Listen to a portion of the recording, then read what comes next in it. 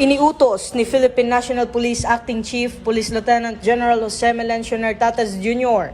ang mas pinaigting na police visibility at iba pang proaktibong hakbang sa mga lugar na dinaragsa ng tao sa buong bansa, kasunod ng pagdami ng bomb threats na tumatarget sa mga paaralan at komunidad.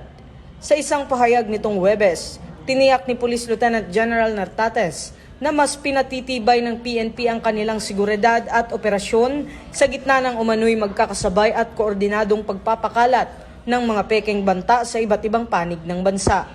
Inatasan niya ang mga police units na palakasin ang presensya sa mga paaralan at iba pang mataong lugar upang tiyaking ligtas ang publiko at hadlangan ang sinumang may intensyong magasik ng takot.